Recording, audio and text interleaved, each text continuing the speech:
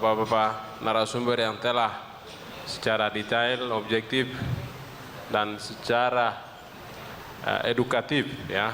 Bagi yang kita belum mengetahui semua proses ini, kami akhirnya secara jelas kita mengetahui bahwa di sini isu rasisme. Tema kita di sini adalah rasisme yang tiada henti ya. Artinya itu kenapa kata ini muncul di tema hari ini, bahwa rasisme itu terjadi di antara kita sesama orang Papua. Rasisme juga terjadi di antara warga negara Indonesia di Papua, bahkan juga seluruh provinsi di Indonesia ya. Tapi khusus di atas tanah Papua, kita tidak bisa lihat secara gambaran kecil, tapi kita harus melihat secara besar, secara global, mulai dari proses terjadinya integrasi bangsa Papua ke dalam Negara Kesatuan Republik Indonesia, mulai 61, 69, sampai kesininya hari ini 2022, banyak catatan-catatan yang berkonotasi, katakanlah ada rasisme, ada perlakuan yang tidak adil, ya, terus terjadi. Nah, lalu kemudian itu tidak pernah diselesaikan. Tadi seperti Pak Peterel sampaikan bahwa pelanggaran HAM di atas tanah Papua ini mungkin ada sebagian diselesaikan, tapi sebagian itu belum. Karena itu salah satu faktor kenapa orang Papua sering berontak, kenapa orang Papua harus melakukan perlawanan, mungkin seperti itu. Nah, karena itu kemarin tahun 2019 ketika aktor pertama di Surabaya melontarkan kata monyet, di situ muncul ya. Di situ dalam tanda kutip, mohon maaf Pak Kapolda Kejati, saya juga waktu itu turun di kantor gubernur demo pertama. Saya dan semua teman-teman kita turun karena kami merasa bahwa ketika kita dicap sebagai monyet itu bukan siapa yang Kapolda, siapa yang Pangdam, siapa yang jabat ini dan jabat itu, tapi itu etnis, satu etnis itu dicap seperti itu. Nah, untuk mengakhiri ya kita harus turun supaya pemerintah buka diri, kan kita ini negara hukum. Pemerintah buka diri, pemerintah hadir supaya buat aturan-aturan yang membuat kita semua nyaman nantinya. Itu harapan kita. Tapi kemudian demo kedua, itu kami termasuk saya ada di Jakarta. Dan muncul luar biasa, lebih dahsyat dari yang pertama yang menghancurkan semua fasilitas. Nah di sini kemudian pihak keamanan melakukan tindakan-tindakan pengamanan, ya, Kamtipmas sesuai tupoksi dengan mencatat para pihak yang diduga melakukan mengorganisir, memimpin, dan itu disertai dari alat-alat bukti. Tadi sudah dijelaskan ya. Saya mungkin langsung saja ambil atau tawarkan kesimpulan. Nanti terakhir nanti saya minta pandangan Bapak semua narasumber untuk bantu kita terkait dengan apa yang kita tawarkan ini. Pertama, bahwa persoalan rasisme menjadi isu sentral untuk menyelesaikan semua persoalan Papua, karena persoalan Papua itu sejak 62 sampai hari ini masih bergejolak, dan itu dia bisa hinggap ke mana saja, bisa hinggap ke rasisme, dia bisa hinggap ke mana saja, semua hal yang pemerintah lengah di situ muncul itu. Nah itu mungkin satu poin. Poin kedua adalah rasisme adalah akumulasi dari masalah-masalah masa lalu yang kapanpun akan meledak. Ini kayak kita hidup di rumah yang api dalam sekam, ya sedikit-sedikit dia meledak itu. Sehingga penyelesaian secara menyeluruh. Nah, kita kaitkan dengan isu rasisme hari ini, setelah demo, setelah semua hancur-hancuran di Papua ini, termasuk kita punya kedua gubernur menangis dan luar biasa, tokoh-tokoh semua marah. Ya. Di saat yang sama, akhirnya ada 7 orang ditangkap. Ya. Isu dari semua itu, isu rasisme yang melibatkan semua orang itu ditangkap 7 orang. Lalu orang awam, seluruh masyarakat melihat tidak adil hukumnya, karena yang memulai ujaran kebencian itu dihukum 9 bulan, kemudian yang kita di Papua yang sedang diproses 17 tahun hingga di bawahnya paling sedikit 5. Nah, di sini pertanyaannya, bagaimana dengan tahanan politik, tapi mereka dalam situasi rasis? Bagaimana kita membedakan ini? Jadi persoalan rasis ini kita menyelesaikannya seperti apa untuk selamanya di tanah Papua dan Indonesia? Lalu persoalan makar ini kita menyelesaikannya seperti apa untuk selamanya? Sehingga tidak ada lagi indikasi makar, indikasi melawan negara dan seterusnya. Nah, ini saya minta pandangan dari Bapak Kapolda pertama, kemudian nanti Bapak Kejaksaan, setelah itu Bapak Pangdam, nanti terakhir Pak Peterel. Waktu dan tempat kami persilakan. Terima kasih.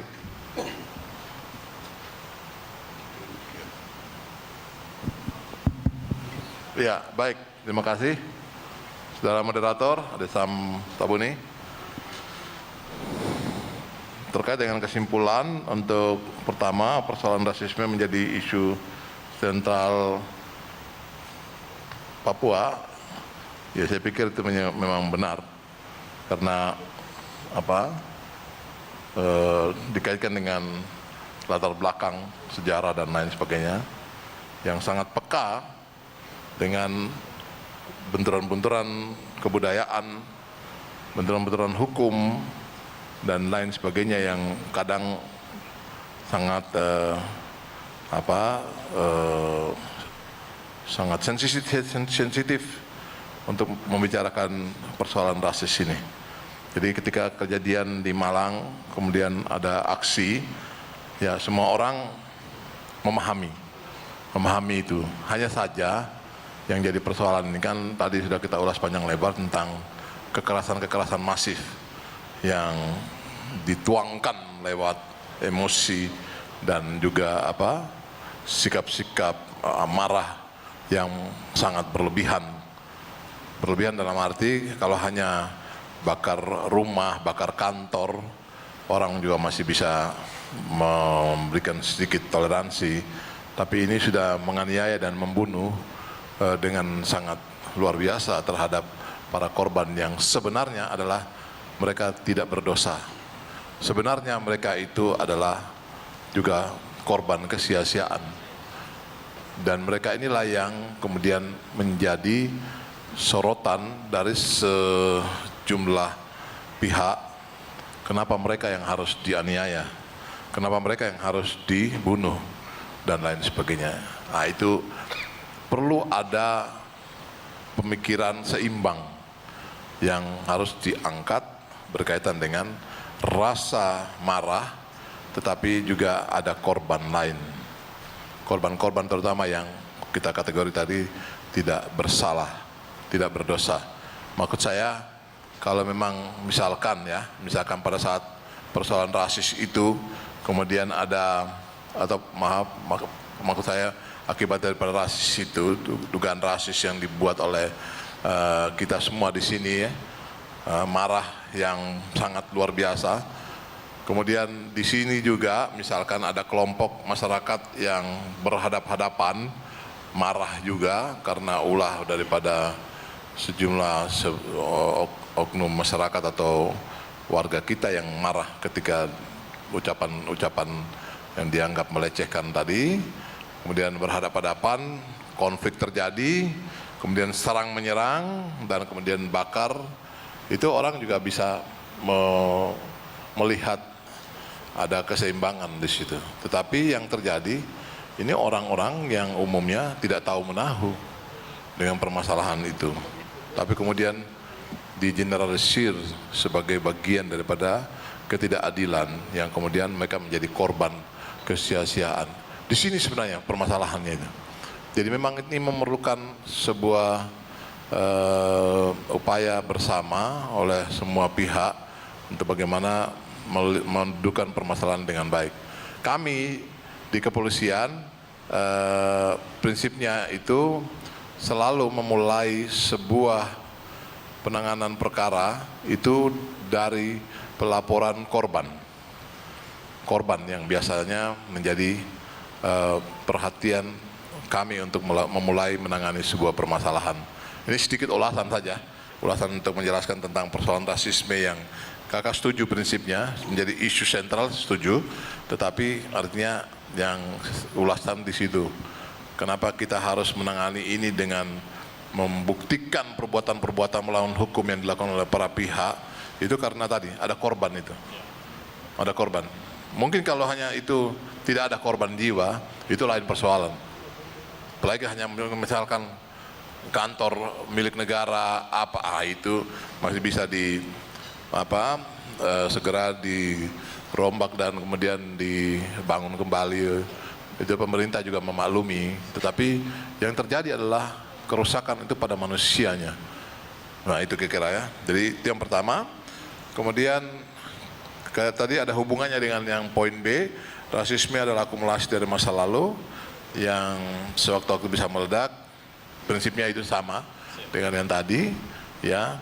Tetapi artinya sebenarnya tadi yang Bapak Kasdam ingatkan, kita juga memang harus hati-hati menggunakan nomenklatur rasisme ini, karena rasis itu sendiri sebenarnya sangat menurut saya sangat mendalam ya, spesifik yang memang harus kita lihat makna, arti dan juga dampak-dampaknya. Ya, saya pikir nanti ahli hukum mungkin Bapak Rektor, kemudian beberapa ahli yang ada di sini, Pak Laus mungkin yang dulu juga di akademika, juga beberapa aktivis dari kampus yang bisa memberikan sedikit pemahaman utuh tentang bagaimana rasis ini. Ya. Nah, demikian juga dengan pengertian makar. Tadi Pak Peter L. sudah mengatakan kalau bisa makna arti makar ini juga ditiadakan. Nah, itu juga mungkin salah satu juga dorongan untuk kepada pimpinan di pusat agar meninjau ini sehingga tidak juga menjadi sebuah hantu laut atau tete momo bagi kita semua yang mengatakan bahwa setiap masalah itu langsung makar-makar. Karena ini sudah ada di dalam unsur pasal, di dalam KUHP, undang-undang kita, negara sebagai negara hukum, sudah diakomodir di sini semua. Jadi kalau dorong mau marah dengan Kapolda, Bapak kenapa kenakan makar ya? Memang unsurnya ada, begitu. Demikian juga dengan pasal-pasal yang mengikut tadi, permufakatan, jahat dan lain sebagainya, itu sudah ada semua begitu. Jadi kita mau pakai pasal apa?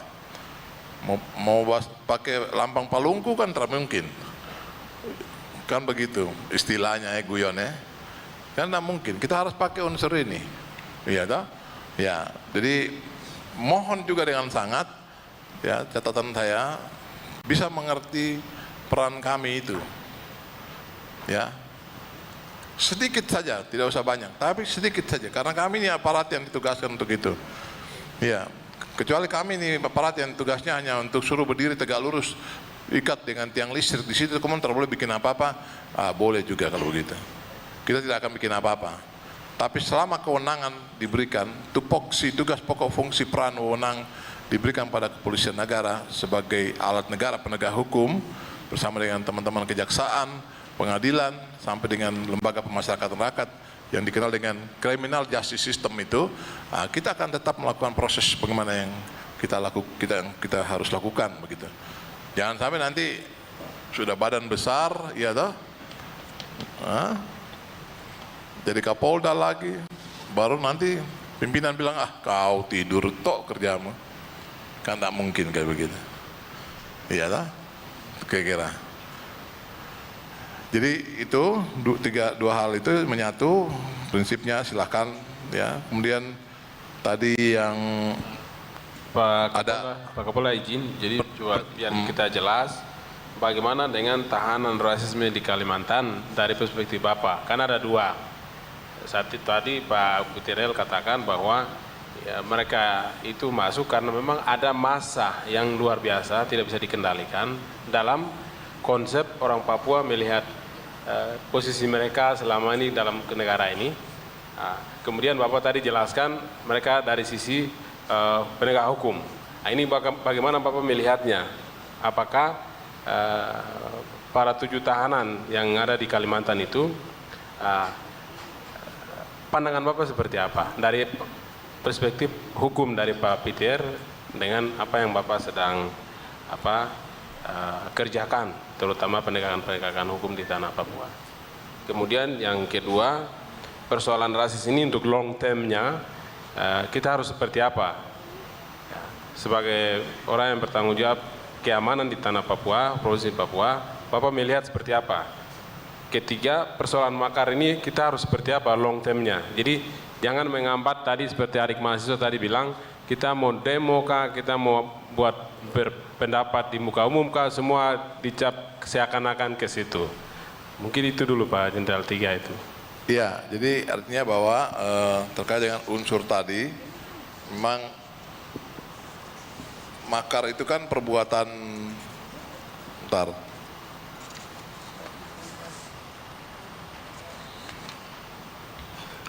perbuatan yang mengikut dengan makar itu tidak berdiri sendiri ya, makar itu ya. Ada yang disebut dengan penghasutan. Unsurnya tadi itu ada tuh. Coba bisa dibuka. Pasal 160 KUHP. Ya, itu yang disebut dengan penghasutan. Jadi pihak-pihak yang ingin menyampaikan kemarahan, ketidaksukaan, tapi kemudian memberikan sebuah statement, memberikan sebuah pemberitaan, viralisasi media sosial yang sifatnya itu menghasut, nah itu akan dikenakan unsur ini, pasal 160. Kemudian juga yang merencanakan rapat, kumpul, bincang-bincang tentang rencana aksi dan lain sebagainya. Kau bikin apa? Kau siapkan apa? Karena ini barang bukan tiba-tiba hanya rapat duduk kayak kita begini, terus kita pergi jalan kosong, tidak.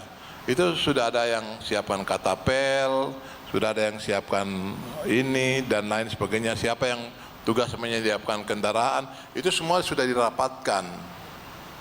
Begitu, sudah dirapatkan. Ada semua ini. Ada semua ini. Itu namanya unsur permufakatan untuk melakukan sebuah kejahatan. Itu di pasal 110. Jadi kalau digabung 110, 160, ya toh? Kemudian dengan tindakan-tindakan pembakaran, penganiayaan dan lain sebagainya yang menghancurkan, ya toh? Ini kemudian ditepengkan dengan upaya lain, misalkan ada penurunan bendera, kemudian melawan negara, minta merdeka, itu bagian daripada unsur makar itu. Maka akumulasinya dari sejumlah unsur yang sangat memberatkan itu adalah perbuatan-perbuatan para mereka ini, adik-adik kita ini, yang sudah dikumpulir, yang mufakat, yang merencanakan, yang menghasut dan lain sebagainya. Itu yang kemudian dia dilarikan ke perbuatan melawan, seakan-akan memanfaatkan ruang kekesalan rasis ini, atau katakan bahasa rasis itu menjadi bagian untuk mereka menuangkan keinginan mereka melawan negara. Di situ anunya. Sehingga dikenakanlah 106. Ya, unsur pasal 106. Kemudian itu yang ada di bawahnya juga ada unsur pasal 55, 56 itu penyertaan, turut serta, ikut membantu, itu semua ada di situ. Jadi ada yang jadi aktor utama, ada yang ikut membantu, ada yang turut serta. Semua ada di situ. Jadi ini menjadi sebuah akumulasi. Itu kira-kira yang saya mau sampaikan ya tentang adik-adik ini. Sekali lagi itu bicara tentang norma hukum, artinya aturan yang kita berlakukan secara hukum positif. Ya, kembali lagi kalau ada aspirasi tentang tadi rasa sakit, ya, rasa ketidaksukaan karena hinaan dan lain sebagainya, itu sudah ada aturannya. Ya, ada undang-undangnya, dan kebetulan persoalan yang dirasakan oleh saudara-saudara, ketidakseimbangan tuntutan dan sebagainya, itu memang bagian lain yang sudah masuk ke pimpinan di pusat, ya, pimpinan di pusat. Saya sudah lapor Bapak Kapolri, kemarin dalam pertemuan dengan Bapak Ketua MPR, saudara-saudara yang ikut webinar kemarin sudah menyampaikan jelas kepada beliau, dan itu beliau sudah memahami. Itu pasti di tingkat atas sudah ada komunikasi, sudah ada pembicaraan itu. Kami dalam sisi sebagai yang tadi saya katakan di hulu yang menangani perkara awal, itu kita memang betul-betul mulai dari tempat kejadian perkara, yang kemudian kita lanjutkan dengan prosesi-prosesi. Setelah melengkapi berkas perkara, kita serahkan ke Bapak Kejati, rekan kejaksaan melakukan penelitian semua berkas-berkas itu. Bila sudah memenuhi syarat, maka akan dinyatakan lengkap. Itu tadi maksudkan ada siapa? Di Bayam, justru di Bayam yang maksudnya ada tahap P21, ya itu sudah. Kalau sudah dinyatakan lengkap, artinya sempurna pemeriksaan itu, maka diterima. Kita serahkan berkasnya, kita serahkan orangnya, kita serahkan barang buktinya, begitu. Kemudian setelah itu dilengkapi penuntutan dan lain. Sekarang sedang dalam proses persidangan. Ini proses, semua proses, begitu. Semua proses sedang berjalan. Tapi oke, sekali lagi bahwa bila ada harapan-harapan, pemikiran-pemikiran untuk merubah makar, kemudian persoalan rasis yang sudah berlapis dan beranak pinak dengan perasaan kita orang Papua, monggo. Itu bukan urusan kami, karena kita ini bicara tentang palang pintu jatuh, hanya tegakkan hukum saja. Itu yang kami lakukan, begitu. Ya, jadi kalau orang mau marah dengan saya, dengan penyidik di Polda dan jajaran di sini terkait dengan Bapak bicara rasis dulu, baru Bapak bicara kita punya makar. Kita bicara yang kita tangani yang di sini. Kita tidak bicara yang di sana.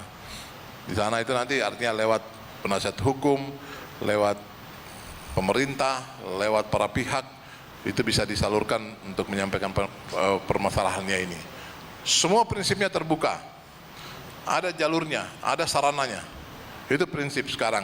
Jadi apa yang ada pikir, artinya kita semua yang hadir di sini juga kemudian mau melakukan langkah-langkah solusi yang terbaik dengan konsep-konsep pemikiran yang konstruktif, yang ikut membangun, yang benar adanya, pasti diterima oleh pimpinan dengan berbagai keputusan-keputusan untuk yang terbaik bagi kita semua. Kira-kira itu. Jadi sekali lagi bicara tentang unsur makar dengan itu, kakak tadi jelaskan tentang perbuatan pemufakatan, penghasutan dan lain sebagainya, itu sudah terakumulasi. Jadi penaikan penurunan bendera dan lain sebagainya. Tetapi sebenarnya begini, kalau saya mau sedikit buka ya,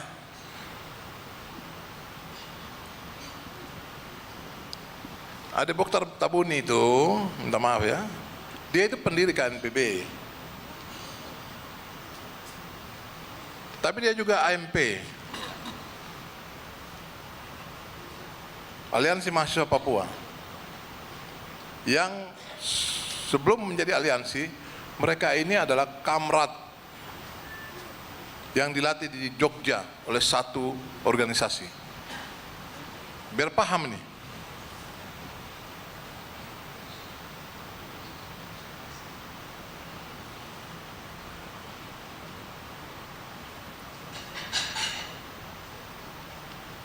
Jadi ada rangkaian cerita panjang tentang ini. Artinya memang mereka punya ke situ. ingin secara nyata-nyata memisahkan diri dari negara kesatuan, masuk dia di makar situ. Begitu. Tapi dengan persoalan kemarin, nah kita masuk di pokok masalahnya saja. Karena tanggal 18 mereka bermufakat merencanakan rencana-rencana itu, yang kemudian berdampak yang luar biasa ini. Itu dulu, sampai di situ dulu ya, yang bisa saya berikan tanggapan. Terima kasih. Baik Pak Kapolda, waktu selanjutnya mungkin kita beri kepada Pak Kejaksaan Tinggi. Tadi mungkin kalau lupa adik ulang lagi ya, saya ulang lagi boleh? Jadi poinnya adalah bahwa isu rasisme ini, persoalan rasisme ini menjadi isu sentral di Papua. Untuk menyelesaikan persoalan Papua, karena persoalan ini sudah mulai sejak 62 Pak ya. Ini macam-macam perlakuan yang orang Papua ini merasa itu sesuatu yang tidak bisa diterima, lalu itu tumpuk. Ketika muncul kata monyet, itu langsung semuanya turun itu. Ya, proses penyelesaiannya ada yang kena hukum seperti makar, tapi ada yang tidak, ya, tapi ada juga yang ditahan dengan macam-macam itu.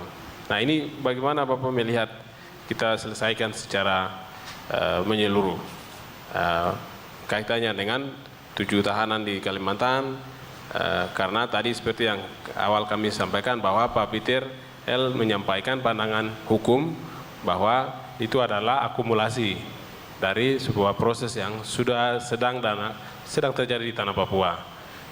Kemudian yang kedua, mereka ditangkap pada saat isu rasisme. Nah, ini Bapak melihatnya seperti apa? Kemudian kedua, Bapak melihat bagaimana persoalan rasisme ini kita menyelesaikan seperti apa secara keseluruhan, sehingga ke depan masalah-masalah rasisme ini tidak muncul lagi terhadap kita orang Papua. Ya. Ketiga, persoalan makar ini kita harus selesaikan seperti apa, sehingga anak-anak muda ini ketika mereka turun demo, mau menyampaikan apapun sebagai bagian dari hak asasi, selalu tadi adik-adik mereka katakan kita selalu diperlakukan yang mengarah pada melawan negara, kira-kira seperti itu. Silakan Bapak.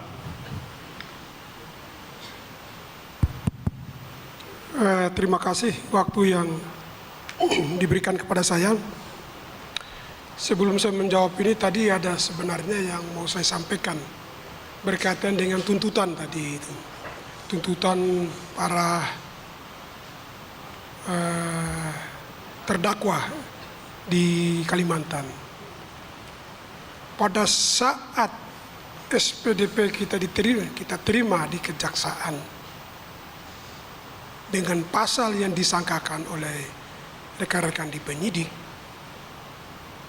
karena pasal itu adalah kategori makar, maka perkara itu adalah perkara penting.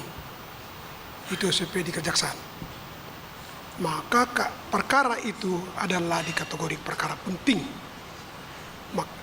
Oleh sebab itu, proses penanganannya, tahapan-tahapannya harus tetap melaporkan ke Kejaksaan Agung. Harus tetap dilaporkan ke Kejaksaan Agung. Oleh sebab itu, perkara ini selalu dalam tahapan-tahapan penanganannya selalu kita laporkan di Kejaksaan Agung, karena dalam kategori perkara penting, sehingga proses sampai penuntutan pun sampai di Kejaksaan Agung. Begitu ya intinya. Berkaitan dengan bagaimana persoalan rasis maupun makar ini, yang selama ini orang Papua merasakan ras. Mungkin adik-adik saya ini pernah mengalami, karena kita kuliah di Jawa, ya, kuliah di Jawa, kebetulan di asrama itu Pak Dir Intel itu tahu tuh, Pak Dir Intel sana. Beliau waktu di Akpol, kita di asrama Rian, beliau sering datang main bersama-sama, tinggal. Beliau juga orang Papua, jadi sering datang. Persoalan ini memang mantap, ya. Mantan Dirita sekarang kan? jadi Irwasda. Oh dia ada sudah luar biasa deh. Ya gitu. Main bola di mana, bahkan berjalan saja kita di dalam taksi saja itu ada perbedaan. Ada sedikit kita rasakan. Itu. Kita rasakan semua. Ada sedikit kita merasakan. Itu memang perasaan sebenarnya. Perasaan. Kalau saya itu perasaan, bukan perilaku. Itu perasaan perilaku. Bukan perilaku sebenarnya, karena perasaan kita. Ya kadang kita main bola pun juga. Monyet. Itu biasa sebenarnya. Karena memang orang main bola sporter ini di mana-mana begitu. Saya juga pemain bola dulu. Saya bisa sekolah, bisa kuliah tuh gara-gara main bola saya. Sampai bisa bayar uang kuliah tuh main bola di Jawa itu. Kalau ada dia sekarang sudah beasiswa, sudah banyak. Luar biasa beasiswanya. Tahun 1986 itu gimana kehidupan kita? Bagaimana kehidupan kita? Kita berusaha sendiri. Bekerja keras, mandiri kayak gitu. Mandiri. Jadi sebenarnya rasis ini kalau kita bawa emosi ya kita emosi. Kata-kata ini. Kalau kita tidak bawa ke dalam sebenarnya tidak. Contoh saya, coba kalau saya emosi misalnya. Saya emosi, saya pukul orang, saya menganiaya orang, mungkin saya tidak seperti ini sekarang. Mungkin saya tidak seperti ini. Tidak mungkin. Tidak mungkin saya jadi kepala kejaksaan tinggi dong. Tidak mungkin. Tergantung perilaku masing-masing sebenarnya itu. Pembawaan diri masing-masing sebenarnya. Pembawaan diri. Ya. Pembawaan diri kita saja. Teman-teman semua sama. Manusia yang diciptakan sama, punya perasaan sama. Punya akal budi yang sama. Tidak mungkin Tuhan menciptakan orang Papua beda perasaan, perilakunya beda dengan orang Jawa, orang Barat sana. Tidak. Kita sama, ciptaan yang sama, punya akal yang sama, perasaan yang sama, budi yang sama. Loh, saya bersifat itu akhirnya banyak teman-teman yang dekat dengan saya sebenarnya. Oh Niko, orangnya tidak tersinggung ya, orangnya baik ya. Orangnya bagus ya. Loh. Saat itu saja yang kita yang susah. Hidup saja itu. Bisa jalan kok hidup. Di Jawa saya punya 3 bapak angkat. Luar biasa karena baiknya. 3 bapak angkat orang Jawa. Saya bisa hidup di situ.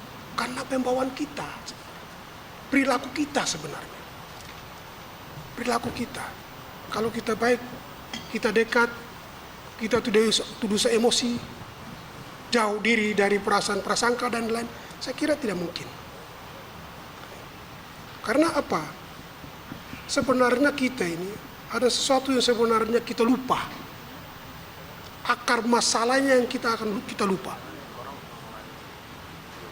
Kita sadar bahwa kita ini adalah orang Nasrani. Hukum kasih lebih tinggi daripada ini. Hukum kasih. Ya. Kita berperilaku begitu mungkin Tuhan marah, udah setuju. Loh saya nggak ajar seperti itu dong. Saya nggak ajar seperti itu. Kamu salah jalan. Tidak boleh.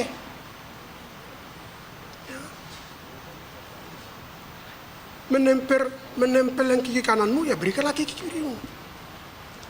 Ya. Musuh harus dikasih. Malah kita mendoakan orang yang bersalah kepada kita. Coba bayangkan. Luar biasa itu. Kita lupa itu.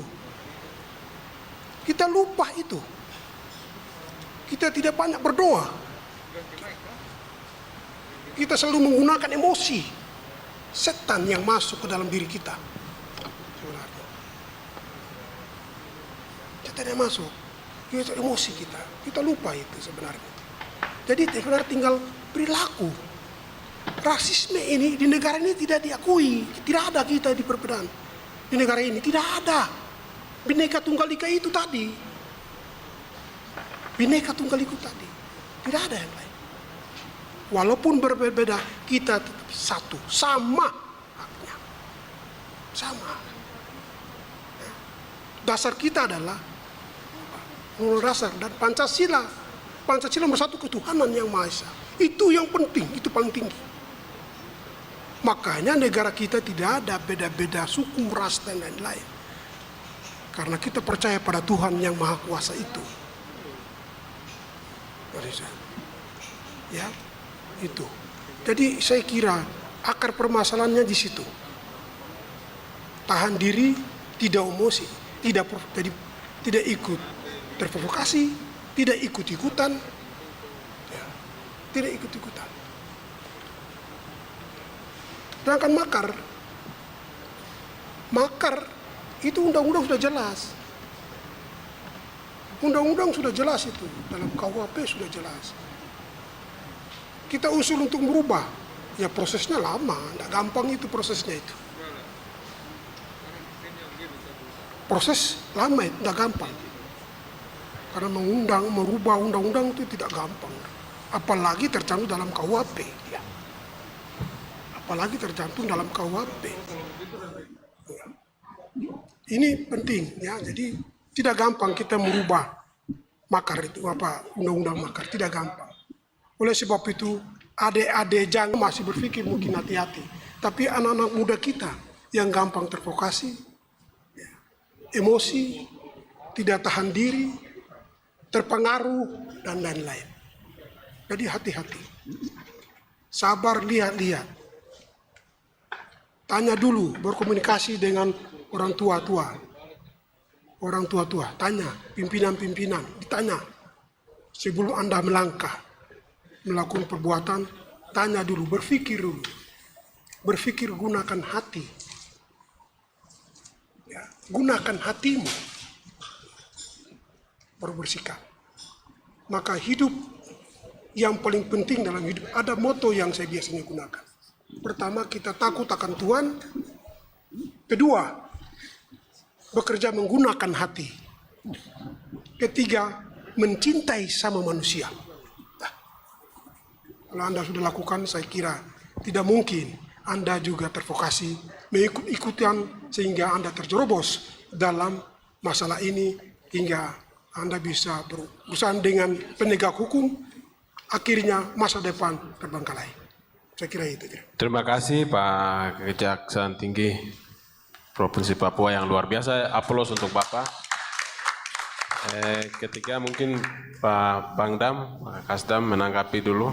Tadi saya pikir Bapak sudah catat ya. Ya, silakan Pak.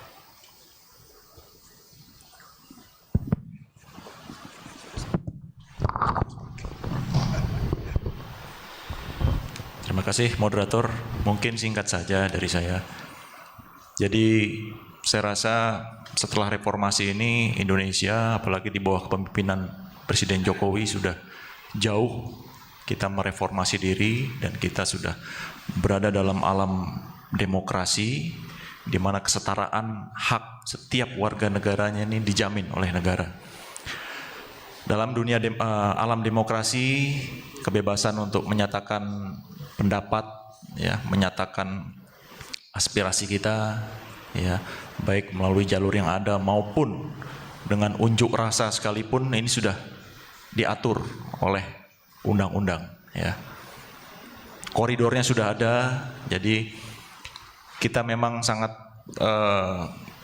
menyadari, ya, mungkin awalnya itu dimulai dari rasa kekecewaan, rasa marah, emosi dan lain sebagainya, tapi kembali lagi, ya, semua itu harus bisa kita kendalikan dengan bijak dengan menggunakan berbagai jalur yang ada, ya.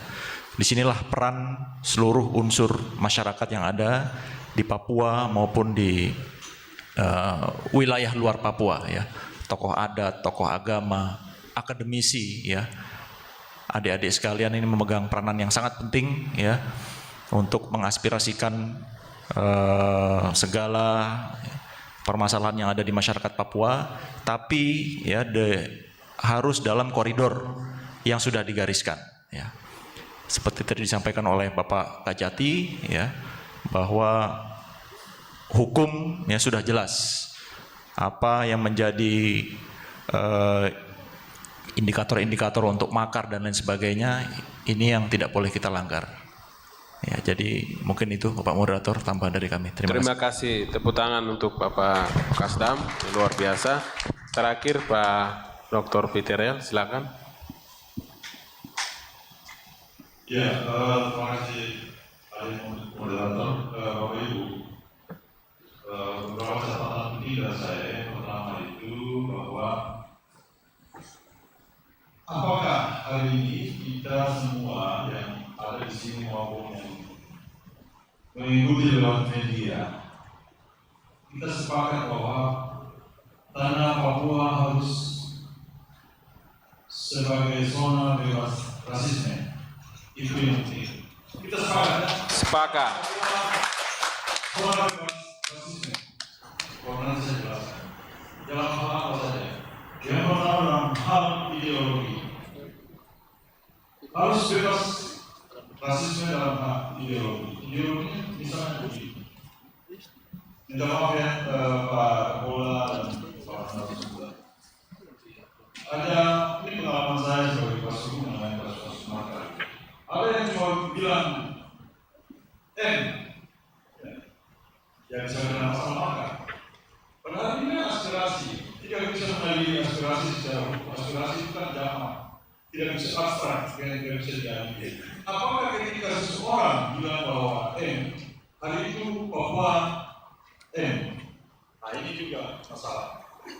Jadi penegakan hukum juga jangan sampai ada diskriminasi atau rasisme. Yang kedua dalam soal politik, perlu juga kita sepakat bahwa tidak ada rasisme, tidak ada diskriminasi untuk semua anak bangsa yang ada di tanah ini. Itu penting. Kemudian dari sisi ekonomi, kita juga sepakat bahwa tidak ada diskriminasi. Dalam sisi sosial, budaya, dan penegakan hukum, itu beberapa poin penting bahwa kita sepakat Papua sebagai zona bebas rasisme dalam hal yang tadi sudah dijelaskan. Itu poin saya. Terima kasih. Terima kasih banyak. Tepuk tangan untuk Pak Peterel. Bapak Ibu sekalian yang kami hormati, kita sudah sampai pada penghujung acara untuk sesi pertama, yaitu rasisme yang tiada henti di tanah Papua dan di Indonesia. Karena itu kita akan simpulkan dan kita coba akan bahas pada sesi terakhir rekomendasi-rekomendasi seperti apa yang kami harus sepakati. Karena itu sesi pertama dengan demikian telah berakhir. Kami moderator mengucapkan terima kasih kepada Bapak Ibu sudah aktif, sudah menunggu, dan terutama Bapak-Bapak moderator yang luar biasa memberikan pandangan-pandangan yang secara kebapan, tapi juga dari tupoksi, ke Papuaan, ke Indonesiaan, ya semuanya sudah keluar. Dan kita yang olah nanti pada akhirnya. Karena itu tepuk tangan untuk kita semua. Dan kami ucapkan terima kasih. Sesi pertama telah selesai. Kita mungkin coffee break atau langsung saja ya. Oke, kita langsung saja. Setelah ini mungkin sesi kedua. Mungkin Pak Peter, Pak Kejaksaan, kami ucapkan terima kasih. Kayaknya kita memulai sesi kedua ini mungkin Pak Rektor, ya, terima kasih. Mungkin Bapak sudah, ya, mungkin Bapak Pangdam, Pak Kapolda yang, ya. Sesi kedua kami memohon dengan hormat Bapak Rektor Universitas Cendrawasih, Bapak Dr. Apollo Sapanpo, beserta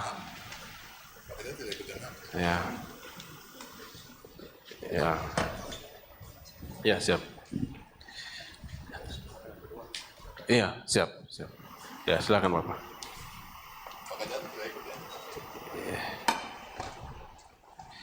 Ya, yang ke sesi kedua Pak Kajati tidak, tapi Ketua Komnas HAM Pak Fritz Ramandai.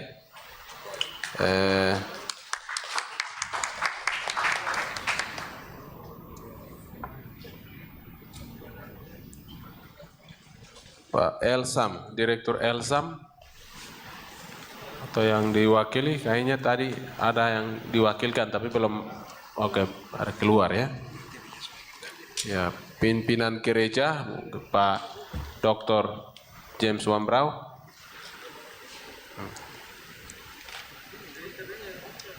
Bapak Kapolda dan Pangdam tetap di sini ya.